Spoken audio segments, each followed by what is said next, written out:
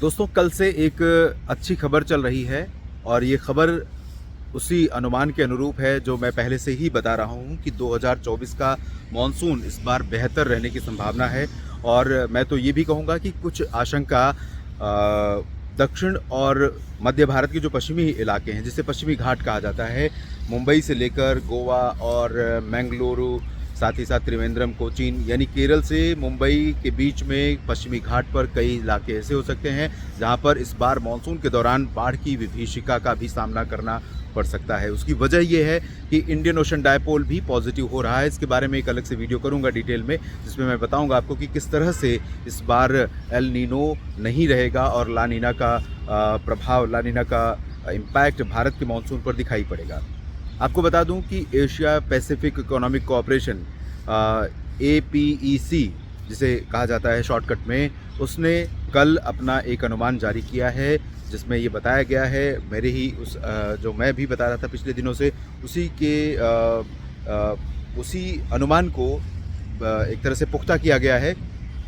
कि El Nino Bharat के monsoon के आगमन के ठीक बाद समाप्त हो जाएगा, उसका अस्तित्व खत्म हो जाएगा और उससे पहले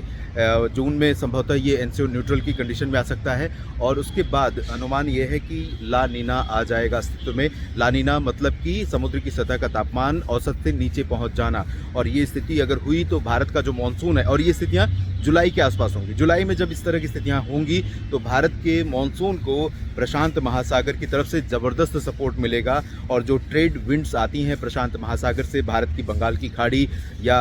अरब सागर की तरफ नहीं, बेसिकली बंगाल की खाड़ी की तरफ ही आती हैं, लेकिन भूमध्य रेखा से ठीक ऊपर हिंद महासागर के क्षेत्र में, इंडियन ओशन में, तो उसके उन हवाओं के कारण, इन ट्रेड विंड्स के कारण भारत के मानसून को बहुत सपोर्ट मिलता है, जो कि अरब सागर और बंगाल की खाड़ी से नमी लेकर के हवा भारत के ऊपर पहुंच रही होती है। तो उम्मीद कर सकते हैं। लेकिन इसी बीच ये भी बता दूं कि उससे पहले भारत में गर्मी ज़बरदस्त पड़ने वाली है और इस बार अप्रैल, मई, जून में ये आशंका जताई गई है कि एल नीनो का प्रभाव रहने के कारण तमाम जगहों पर मौसम बहुत ज़्यादा गर्म रहेगा और गर्मी से राहत जल्दी नहीं मिलेगी। लेकिन एटलीस्ट अभी अगले हफ्ते 10 दिन के लिए मेरा अनुमान ये है दोस्तों कि भारत के तमाम इलाकों पर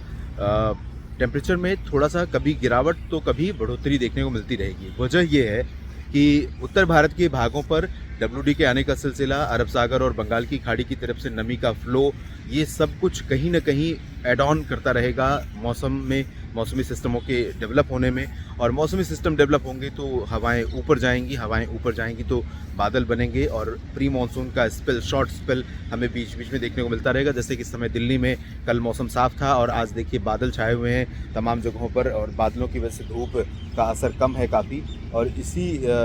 तरह से आने वाले लगभग सप्ताह भर तो अनुमान है कि इस तरह की परिस्थितियां रहेंगी। तो जैसे ही, ऐसा नहीं है कि बादल छा गए तो इससे टेम्परेचर में गिरावट आ जाएगी, लेकिन बादल छाने का मतलब ये है कि कहीं कुछ तो होगा, मतलब पहाड़ों पर बर्फ़ गिर सकती है, मैदानी इलाकों में कहीं कहीं पर बारिश हो सकती है, धूल भरी आंधी के साथ बूंदाबांदी हो सकती है। तो ये जो गतिविधियाँ, ये जो घटनाएं होंगी दोस्तों, उससे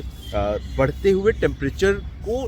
कंसिस्टेंट रहने में दिक्कत होगी। यानी कि तापमान बढ़ेगा, ऐसा नहीं कि तापमान नहीं बढ़ेगा, लेकिन बढ़ता हुआ टेम्परेचर सस्टेन नहीं करेगा बहुत हाइट पर, और एक बार सिस्टम इस तरह के आएंगे और वो सिस्टम टेम्परेचर फिर डाउन हो जाएगा, फिर सिस्टम चले जाएंगे, बारिश बंद हो जाएगी, मौसम साफ हो जाएगा, धूप निकलनी शुरू होगी, फिर हीट वेव जैसी कंडीशन पैदा होंगी। तो ये फ्लक्चुएशन चलता रहेगा। और प्री मानसून सीजन में ये जो शॉर्ट स्पेल्स के ब्रेक हैं, ये ब्रेक बहुत राहत पहुँचाने वाले होते हैं। और ये राहत मुझे ऐसा लगता है कि अभी के आधार पर मैं कह सकता हूं कि अप्रैल के पहले पखवाड़े में भी बीच बीच में मिलती रहेगी लगातार। प्रॉब्लम तब होगी जब लगातार 15 दिन बिल्कुल धूप ही धूप रहे और पश्चिम दिशा से, राजस्थान की तरफ से या दक्षिणी पाकिस्तान की तरफ से रेतीली हवाएं लगातार चलती रहें, जो झुलसाती रहें, तब प्रॉब्लम होती है। लेकिन अगर 5 दिन की गर्मी रही और फिर 2 दिनों का ब्रेक मिल गया या 1 दिन का ब्रेक मिल गया, बादल आ गए, बूंदाबांदी हो गई, वर्षा हो गई, धूल भरी आंधी चली, तो इस तरह से ब्रेक मिलेगा तो थोड़ा वो जो आफत है हीट वेव की, उसमें थोड़ी सी राहत लोगों को राहत महसूस करने का मौका मिलेगा, राहत मिलने का मौका मिलेगा।